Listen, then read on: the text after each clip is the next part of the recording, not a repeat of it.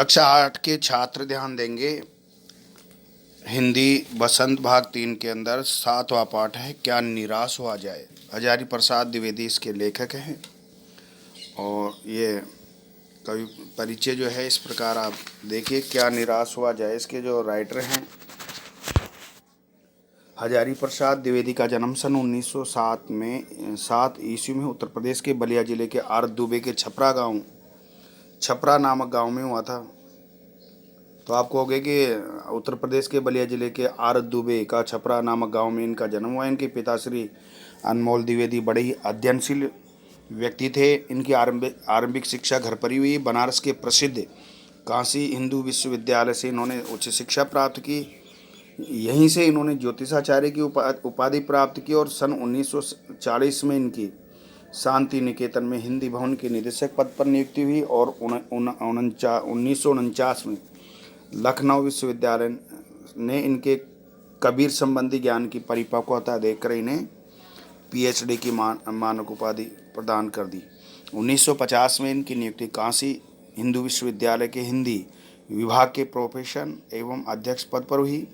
कालांतर में वे पंजाब विश्वविद्यालय चंडीगढ़ के हिंदी विभाग के प्रोफेसर व अध्यक्ष भी रहे। भारत सरकार द्वारा उन्हें 1957 में पद्म भूषण से सम्मानित किया गया। सन 1989 में 72 वर्ष की अवस्था में इनका स्वर्गवास हो गया। इनकी प्रमुख रचनाएं अशोक के फूल, बाणभट्ट की आत्मकथा, अनामदास का पोथा, लालित्य मीमांसा, कुटज, कल्पलता, हिंदी साहित्य की भूमिका, कालिदास की लालित्य योजना, चारुचंद्र लेख इत्यादि हैं। पाठ का सारांश इस प्रकार है। प्रस्तुत पाठ क्या निराश हुआ जाए में लेखक ने समाचार पत्रों में ठगी, बेईमानी, डकैती, चोरी, तस्करी और भ्रष्टाचार के समाचारों से भरे रहने से जो निराशा का वातावरण बनता जा रहा है। आप रोज़ अखबार पढ़ते हैं, उनमें रोज़ाना कोई न कोई जो है चोरी, डकैती, घूसखोरी, आज अफसर सस्पेंड, आज इसको लेता हुआ पकड़ा गया। तो उस पर हजारी प्रसाद द्विवेदी ने चिंता व्यक्त करते हुए लेखक ने बताया कि संसार में अच्छे और बुरे सभी काम देखने को मिल रहे हैं, परंतु हमें अच्छे काम करने वालों की ओर देखकर आशावादी होना चाहिए। मतलब हमको उन्हीं को महत्व देना चाहिए जो समाज के लिए अच्छा कार्य करते हैं, जो समाज को सुहावना बनाने के लिए कार्य कर रहे हैं। लेखक ने जो है यहाँ पे आगे लेखक ये कहना चाहते हैं, मेरा मन कभी कभी बैठ जाता है समाचार पत्रों में ठगी, डकैती, चोरी, तस्करी और भ्रष्टाचार के समाचार भरे रहते हैं। आरोप प्रत्यारोप का कुछ ऐसा वातावरण बन गया है कि लगता है देश में कोई ईमानदार आदमी नहीं रह गया है। हर व्यक्ति संदेह की दृष्टि से देखा जा रहा है। जो जितने ही ऊंचे पद पर है उनमें उतने ही अधिक दोष दिखाई जाते हैं। एक बहुत बड़े आदमी ने मुझसे एक बार कहा था कि इस समय सुखी वही है जो कुछ नहीं करता। जो कुछ भी करेगा उसमें लोग दोष खोजने लगेंगे, उसके सारे गुण भुला दिए जाएंगे और दोषों को बढ़ा चढ़ा कर दिखाया जाने लगेगा। दोष किससे नहीं होते या किस में नहीं होते, यही कारण है कि हर आदमी हर दोषी अधिक दिख रहा है, गुण कम बिल्कुल ही नहीं। स्थिति अगर ऐसी है तो निश्चय ही चिंता का विषय है। क्या यही भारतवर्ष है जिसका सपना तिलक और गांधी ने देखा था? रविंद्रनाथ ठाकुर, मदन मोहन मालवीय का महान संस्कृति सभ्य भारतवर्ष किस अतीत के गहवर में डूब गया। गहवर का मतलब है खड्डे में गिर गया है। तो भारत के हमारे जो मनीषी थे उन्होंने ये सपना देखा था कि भारत एक सभ्य और संस्कृति का जो है आगे बहुत अच्छा देश कहलाएगा, लेकिन यहाँ के लोग जो हैं घूसखोरी, बेईमानी, डकैती, हत्या जैसे अपराधों से भारत का जो है इसको आज घाटे में धकेल गए।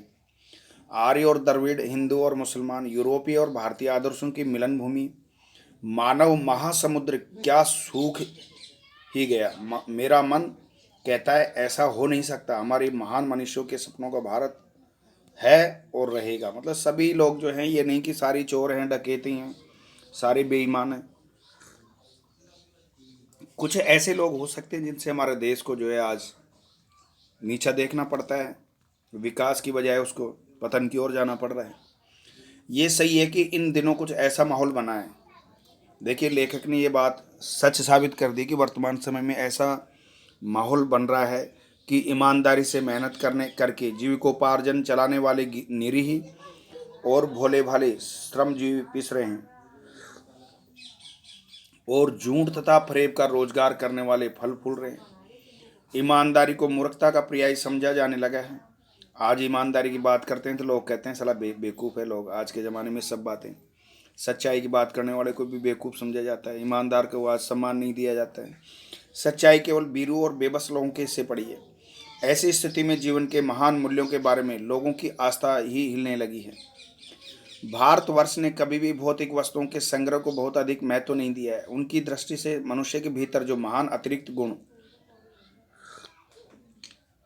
स्थिर भाव से बैठा हुआ है वही चरम और परम है। लोभ, मोह, काम, क्रोध आदि विचार मनुष्य के स्वाभाविक रूप से विद्यमान रहते हैं, पर उन्हें प्रधान शक्ति मान लेना और अपने मन तथा बुद्धि को उन्हीं के इशारों पर छोड़ देना बहुत ही बुरा आचरण है।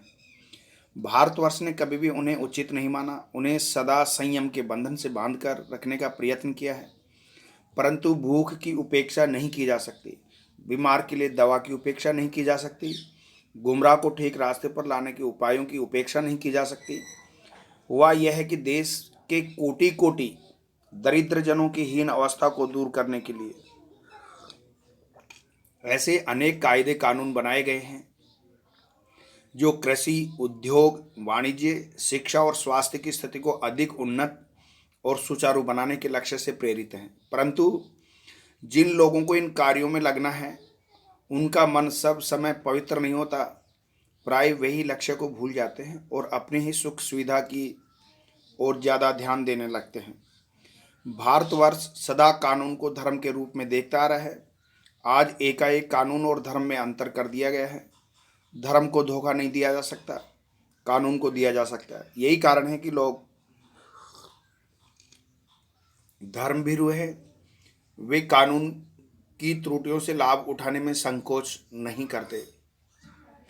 इस बात के पर्याप्त प्रमाण खोजे जा सकते हैं कि समाज के ऊपरी वर्ग में चाहे जो भी होता हो, भीतर भीतर भारतवर्ष अब भी यह अनुभव कर रहा है कि धर्म कानून से बड़ी चीज़ है।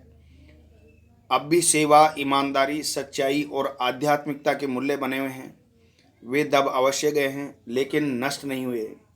आज भी वह मनुष्य से प्रेम करता है, महिलाओं का सम्मान करता है, झूठ और चोरी को गलत समझता है, दूसरों को पीड़ा पहुंचाने को पाप समझता है। हर आदमी अपने व्यक्तिगत जीवन में इस बात का अनुभव करता है।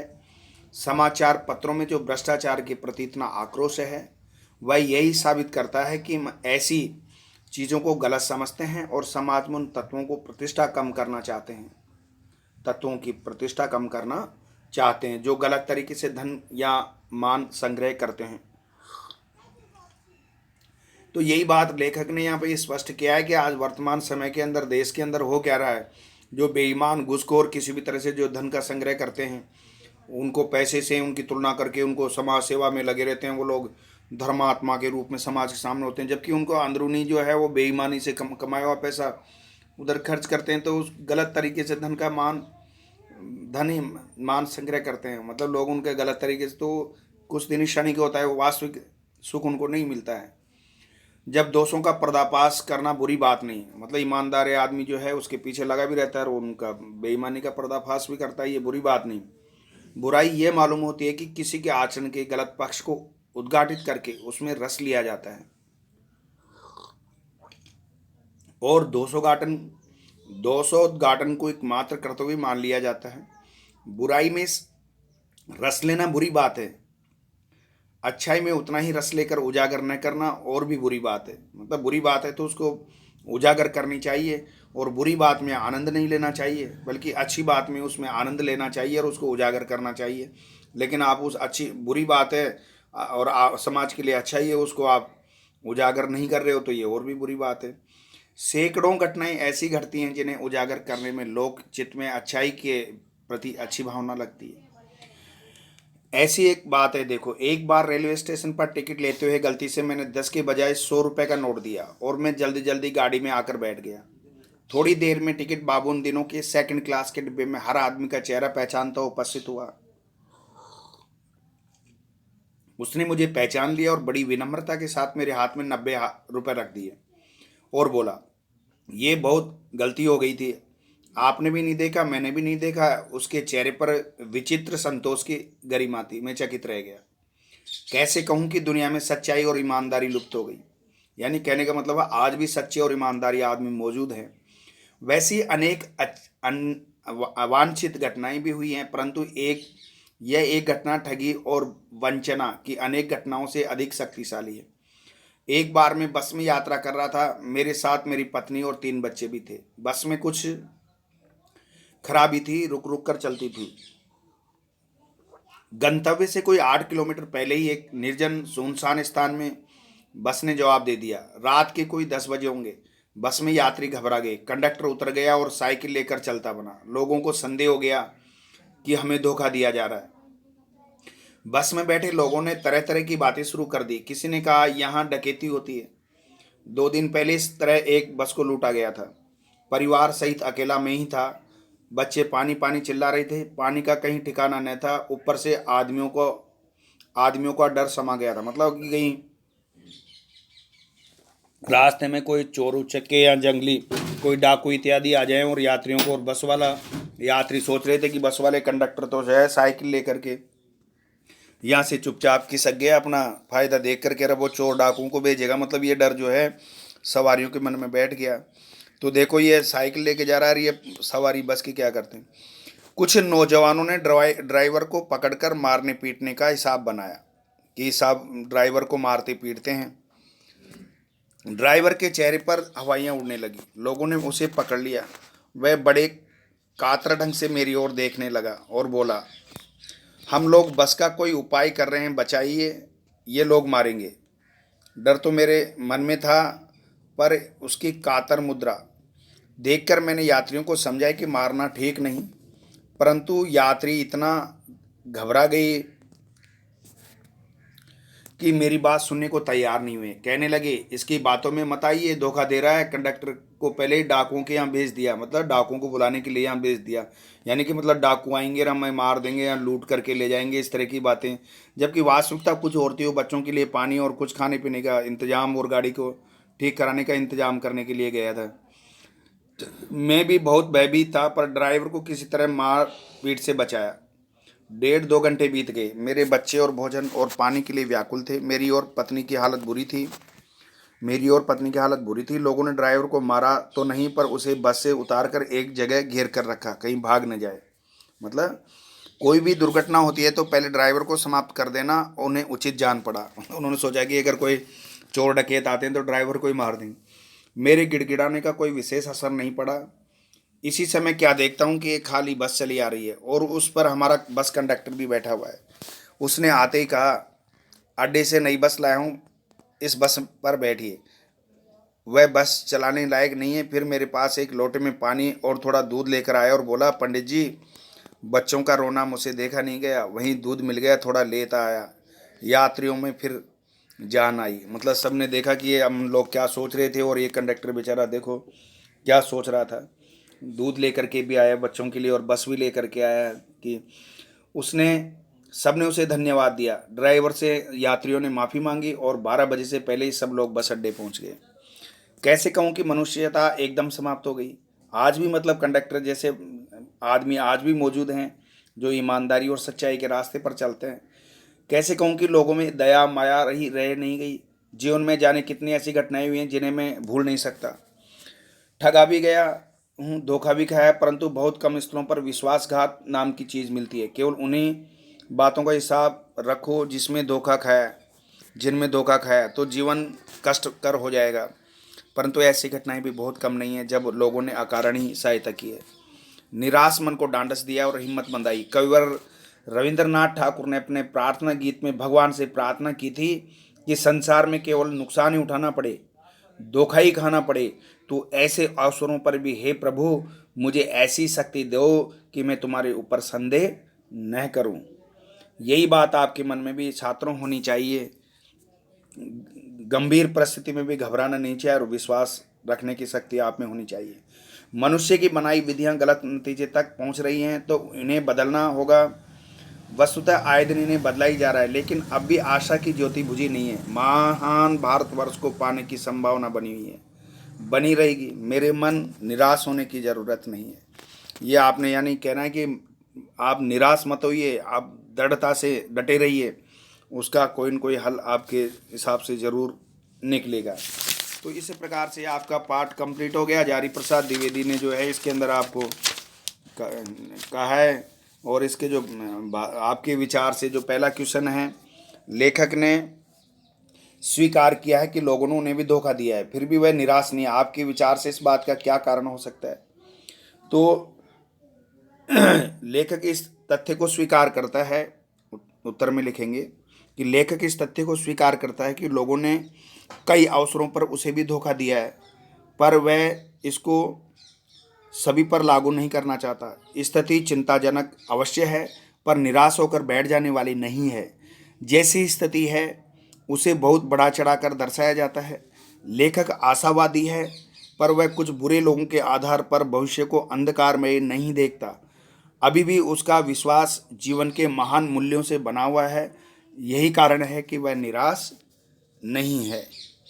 दूसरा जो प्रश्न है, समाचार पत्रों, पत्रिकाओं और टेलीविज़न पर आपने ऐसी अनेक घटनाएं देखी सुनी होगी जिनमें लोगों ने बिना किसी लालच के दूसरों की सहायता की हो या ईमानदारी से काम किया हो। ऐसे समाचार तथा लेख एकत्रित करें और कम से कम 2 घटनाओं पर अपनी टिप्पणी लिखें।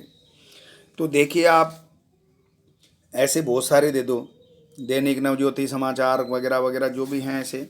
जैसे आज के समय में अपने लिए तो सभी जीते हैं, लेकिन दूसरों के लिए कुछ करना, वह भी जोश व संघर्ष के साथ, एक अलग व्यक्तित्व की पहचान कराता है।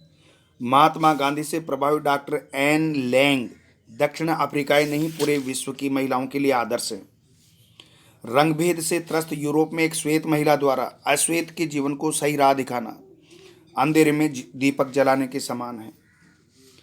अपने चमकते भविष्य को दरकिनार कर डॉक्टर एन लैंग जिस तरह से हर बच्चे के भविष्य के लिए संघर्ष कर रही हैं, वह लोगों के लिए प्रेरणा का स्रोत है। दुखद यह है कि दक्षिण अफ्रीका की सरकार की ही डॉक्टर एन लैंग के काम में बाधा डाल रही है।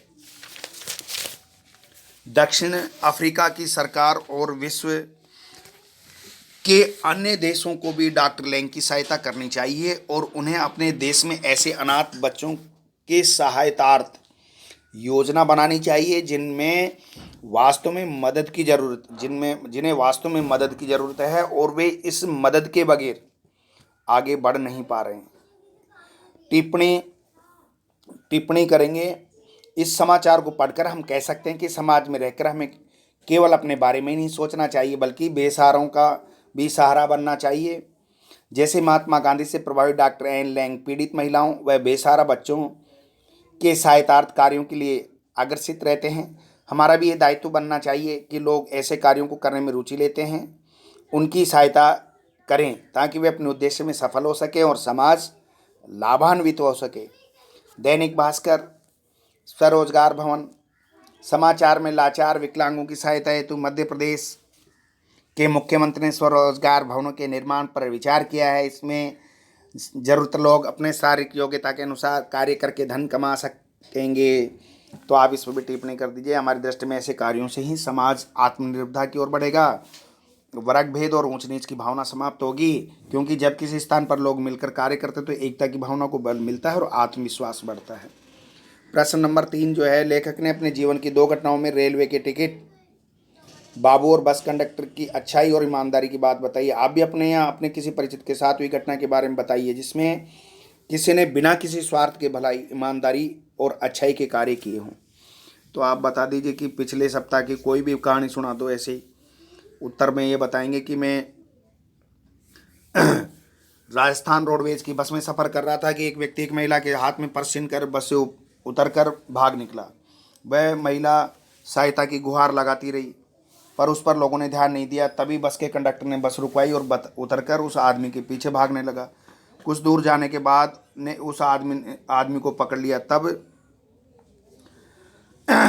तक बस भी सब उस तक पहुंच चुकी थी। उसने धक्का देकर बस में चढ़ाया और बस को पास थाने में ले गया। वहां से पुलिस के हवाले किया था। पर्स महिला को दिलवा दिया। सभी सवार ने उसके साहस और ईमानदारी की मुग्ध कंठ से प्रशंसा की। उसने अपने कर्तव्य का पालन किया और बिना किसी लालच के किया, अर्थात उसके मन में कोई बिना किसी लालच के जो है ये कार्य। लेकिन आजकल ये देखा जाता है, देखो उत्तर हो गया, ये हो गया कि आजकल रंजिश हो जाती है, किसी को पकड़ने के बाद में वो बदला लेने की भावना बड़ी तीव्र हो जाती है। तो ये सारी बातें जो है आज के ज़माने में अनुपयुक्त सी लगती हैं, लेकिन फिर भी ईमानदारी को से कोई न कोई हेल्प हो वो करना चाहिए, ऐसा ये पाठ हमें यही शिक्षा दे रहा है। देखो पर्दाफाश, दोषों का पर्दाफाश करना कब बुरा रूप ले सकता है, तो आप इसका आंसर लिखेंगे, दोषों का पर्दाफाश करना जब हम इसमें रस लेने लगते हैं, दूसरे के दोषों का उल्लेख मजे लेकर नहीं करना चाहिए। ये इसका सही आंसर है कि दोषों का पर्दाफाश करना तब बुरा रूप ले सकता है जब हम उसमें रस यानी आनंद लेने लगते हैं, और दूसरे के दोषों का उल्लेख मजे लेकर नहीं करना चाहिए। प्रश्न नंबर 2 जो है, आजकल के बहुत से समाचार पत्र या समाचार चैनल दोषों का पर्दाफाश कर रहे हैं। इस प्रकार के समाचार और कार्यक्रम की सार्थकता पर तर्क सहित विचार लिखिए। तो आप इसमें ये लिख सकते हैं, आजकल बहुत से समाचार पत्र या समाचार चैनल दोषों का पर्दाफाश कर रहे हैं। इस प्रकार के समाचारों की सार्थकता तो है, लेकिन इनके पीछे समाचार संपादक या चैनल का उद्देश्य सही हो, सत्य हो, नेक हो, इससे संबंधित समाचार पत्र या समाचार चैनल की निश्चित ही लोकप्रियता बढ़ती है, बशर्ते उसकी नीयत किसी को बदनाम न करने और धन कमाने की नहीं होनी चाहिए। नेक उद्देश्य से इस प्रकार के समाचारों का प्रकाशन जनहित में है। ऐसे समाचारों से लोग सीखते हैं और दुनिया के कार्य व्यवहार से भी परिचित होते हैं। देखो फिर उसके बाद में आज एक कारण बताइए, कारण बताओ। सच्चाई केवल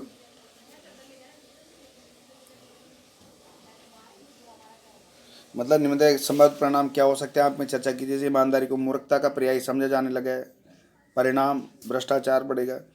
तो पहला जो है, सच्चाई भीरू और बेबस लोगों के से पड़ी है, तो इसका आप उत्तर लिखेंगे, परिणाम झूठ का बोलबाला बढ़ेगा, वही फलेंगे फूलेंगे। झूठ, दूसरा क्वेश्चन है, झूठ और फरेब का रोजगार करने वाला फल फूल रहे हैं, तो आप उत्तर देंगे इसका, ईमानदारी की प्रवृत्ति घटती चली जा रही है, घटती चली जाएगी। हर आदमी दोषी अधिक दिख रहा है, गुणी कम, तो इसका परिणाम होगा दोष ज़्यादा दिखता है, जैसे काली माँ ज़्यादा फैलती है, गुणों की चर्चा हम कम करते हैं। 2 लेखक और बस यात्रा। आपने इस लेख में एक बस की यात्रा के बारे में पढ़ा, इससे पहले भी आप एक बस यात्रा के बारे में पढ़ चुके हैं, जो जर्जर बस के बारे में पिछले पार्ट में पढ़ाया हमने, बस यात्रा। यदि दोनों बस यात्राओं के लेखक आपस में मिलते तो एक दूसरे को कौन कौन सी बातें बताते, अपनी कल्पना से उनकी बातचीत लिखिए। तो देखो इसमें दोनों बसों को लेकर इस प्रकार बात करते, जैसे आप उत्तर लिखेंगे इसके अंदर कि दोनों बसों में, आपने पीछे पाठ पढ़ा, हरिशंकर बोलते, भाई हजारी प्रसाद आपने कभी ऐसी बस यात्रा की जिसमें कष्ट झेलने पड़े हों? तो हजारी प्रसाद उसको उत्तर देते, नहीं हम तो कल ही बस यात्रा से आए, बस बीच रास्ते में भले ही खराब हो गई, परंतु कंडक्टर ने हमारी सहायता की और दूसरी बस लाकर के जो है गंतव्य तक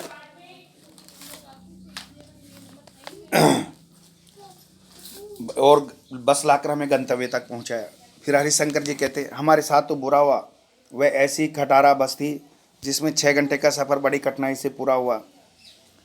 हमारी बस सारे रास्ते खराब होकर रुकती रही, जिससे सारा शरीर टूट रहा है। हजारी प्रसाद, हमारे साथ तो ईमानदारी और इंसानियत का आचरण किया गया, हमारी बस यात्रा ठीक रही। सार्थक शीर्षक। लेखक ने लेख का शीर्षक क्या निराश हुआ जाए क्यों रखा होगा? क्या आप इससे भी बेहतर शीर्षक सुझा सकते हो? लेखक ने लेख का शीर्षक क्या निराश हुआ जाए क्यों रखा होगा? क्या आप इससे भी बेहतर शीर्षक सुझा सकते हैं? तो लेखक ने लेख का शीर्षक क्या निराश हुआ जाए समाज में बढ़ रहे अराजकता के तत्वों के आधार पर रखा होगा, चोरी, बेईमानी, घूसखोरी इत्यादि जो चल रहा है। लेकिन उसने ये भी अनुभव किया होगा कि इस बढ़ती अराजकता के बीच मानवीय भाव भी जीवित हैं, जैसा कि कंडक्टर ने बस लाकर दूध बच्चे के लिए लाकर किया, जिनके सहारे हमारे देश की मानवता कभी मिट नहीं सकती। इसीलिए निराश होने की आवश्यकता नहीं है। इसका अन्य शीर्षक आशावादी बनो या फिर सुबह होगी आदि रखा जा सकता है। ठीक है। उसके बाद में जो है दूसरा क्वेश्चन है, यदि क्या निराश हुआ जाए के बाद कोई विराम चिन्ह लगने के लिए कहा जाए तो आप दिए गए चिन्हों में से कौन सा चिन्ह लगाएंगे? अपने चुनाव का कारण भी बताइए। आदर्शों की बात करना, तो आदर्शों की बात करना बहुत आसान है उन पर। तो यहाँ पे देखो, क्या निराश के बाद यदि कोई चिन्ह लगाने को आ जाए तो मैं प्रश्न चिन्ह लगाऊंगा, जैसे दिए गए चिन्हों में से। ठीक है। आदर्शों की बातें करना बहुत आसान है। तो इसका कारण है कि शीर्षक लेखन की जिज्ञासा भावना का पता चलता है, क्योंकि लेखन समाज में हो रहे गलत कार्यों को देखकर विचलित नहीं हो रहा। ये तो सदा से ही समाज में व्याप्त रहे हैं। इस स्थिति को अनुभव कर वह आशावादी दृष्टि से प्रश्नवाचक शैली में पाठकों से जवाब की अपेक्षा रखता है। तीसरा जो है क्वेश्चन है, आदर्शों की बात करना बहुत आसान है पर उन पर चलना बहुत कठिन है, क्या आप इस बात से सहमत हैं? तो यहाँ पे कहने का मतलब, हाँ ये बात बिल्कुल सही है कि आदर्शों की बात करना तो आसान है पर उन पर चलना बड़ा ही कठिन है। आदर्शों पर चलना कष्टों और बाधाओं को, समस्याओं को निमंत्रण देना है। हम फिर भी कहना चाहेंगे कि आदर्शों पर चलकर ही हम अपने व्यक्तित्व को एक नया रूप दे पाएंगे। आदर्शों से हटकर जीना तो समझौतावादी हो जाएगा। कुछ अच्छा पाने के लिए कष्ट झेलने ही पड़ते हैं। उसके बाद में सपनों का भारत देखो, हमारे महान मनुष्यों के सपनों का भारत है और रहेगा। हमारे महान मनुष्यों के सपनों का भारत है और रहेगा। तो आपके विचार से हमारे महान विद्वानों ने किस तरह के भारत के सपने देखे थे, अभी पाठ में पढ़ा आपने। तो हमारे विचार से हमारे महान विद्वानों ने एक ऐसे भारत के सपने देखे थे जिसमें ईमानदारी, मेहनत, सच्चाई आदि मानवीय आदर्शों की प्रतिष्ठा होगी। यहाँ ईमानदारी को मूर्खता का पर्याय नहीं समझा जाएगा। लोगों की जीवन के महान मूल्यों में आस्था बनी रहेगी। दूसरा जो क्वेश्चन है, आपके सपनों का भारत कैसा होना चाहिए? आपके सपनों का भारत कैसा होना चाहिए? तो आप लिखोगे, हमारे सपनों का भारत ऐसा है जिसमें श्रम यानी मजदूरी, मेहनत, ईमानदारी एवं कर्तव्य निष्ठा को सम्मान की दृष्टि से देखा जाता है। मेरे भारत में हेराफेरी करने वालों को कोई जगह नहीं होगी। मेरे सपनों के भारत में कृषि, उद्योग, वाणिज्य, शिक्षा, स्वास्थ्य की उन्नत अवस्थाएं होंगी। सभी को सुख सुविधाएं पाने का अधिकार होगा। तो उसके बाद में देखो भाषा की बात में इसमें ये कहना चाह रहा है कि आपके उदाहरण जो बताइए। भाषा की बात, दो शब्दों से मिलने से समास बनता है। समास का एक प्रकार है द्वंद्व समास। द्वंद्व का मतलब है आपस में एक दूसरे के विलोम होना। दोनों शब्द प्रधान होते हैं इसके। जब दोनों भाग प्रधान होंगे तो एक दूसरे में द्वंद्व स्पर्धा होड़ की संभावना होती है। कोई किसी से पीछे रहना नहीं चाहता। जैसे चरम और परम, चरम परम, भीरू और बेबस, बीरू और बेबस, दिन और रात, ये इसके उदाहरण हैं। और के साथ आए शब्दों को जोड़कर हटाकर योजक चिन्ह भी लगाया जाता है। कभी कभी एक साथ भी लिखा जाता है। द्वंद्व समास के 12 उदाहरण देकर ढूंढ लो आप। आरोप और प्रत्यारोप, तो आरोप डैश प्रत्यारोप, और को हटा दो लोभ और मोह, तो लोभ डैश मोह हो जाएगा। कायदे और कानून, तो कायदे कानून हो जाएगा। गुण और दोष, गुण दोष। झूठ और का उल्टा क्या होगा? फ्रेव, झूठ फ्रेव, यानी दोनों पद प्रधान और दूसरे एक दूसरे के विलोम शब्द होते हैं, उनको हम द्वंद्व समास कहते हैं। भोजन और पानी, भोजन पानी। फल और फूल, फल फूल। काम और क्रोध, और को लोप कर दो, काम क्रोध हो जाएगा। मारने और पीटने, तो और का लोप कर दो, मारने पीटने। सुख और सुविधा, और का लोप हो जाएगा, सुख सुविधा। कानून और धर्म, तो कानून धर्म हो जाएगा। सच्चाई का अपोजिट ईमानदारी। ये आपके हो गए 12 शब्द। संज्ञाओं की व्यक्तिवाचक संज्ञा है भारतवर्ष। 3 प्रकार की संज्ञाओं के उदाहरण खोज कर लिखो। तो 3 प्रकार की संज्ञा है, व्यक्तिवाचक, जातिवाचक और भाववाचक संज्ञा। तो सबसे पहले तीनों प्रकार की संज्ञाओं में से पहला जो है व्यक्तिवाचक संज्ञा में इसमें आया भारतवर्ष, तिलक, गांधी, रविंद्रनाथ टैगोर, मदन मोहन मालवीय आदि हैं व्यक्तिवाचक संज्ञा। जातिवाचक संज्ञा में लिखोगे देश, आदमी, लोग, समाचार पत्र, द्रविड़, हिंदू, मुसलमान, श्रमजीवी, रेलवे स्टेशन, परिवार, बच्चे, ड्राइवर, बस कंडक्टर, डाकू, पंडित जी, बस अड्डा आदि। और भाववाचक संज्ञा के अंदर आप लिखोगे भाव में क्या होते हैं गुण, दोष, झूठ, फरेब, लोभ, मोह, काम, क्रोध, प्रेम, चोरी, बुराई, अच्छाई, खराबी, मनुष्यता, सुंदरता, दया, माया, भयभीत, व्याकुल, विश्वासघात, संयम आदि। उसी प्रकार आप पाठ के शब्दार्थ करेंगे। जिसे धर्मभीरु किसको कहते हैं? जिसे धर्म छूटने का भय हो, अधर्म से डरने वाला धर्मभीरु, जो धर्म से डरे, अधर्म से डरने वाला। पर्दाफाश करना, भेद खोलना, दोष प्रकट करना। उजागर यानी प्रकट करना। गंतव्य जहाँ वह स्थान जहाँ किसी को जाना है। डांडस बंधाना, दिलासा या धीरज। यह आपका पाठ 7 कंप्लीट हो गया। क्या निराश हुआ जाए, पाठ का भावार्थ भी हो गया, आपके समझ में आ गए, प्रश्नोत्तर सारे हो गए। आप सुनेंगे ध्यान से, सुन करके आप इस पाठ को सोल्व करके प्रश्नोत्तर कर लेंगे। इसी के साथ ही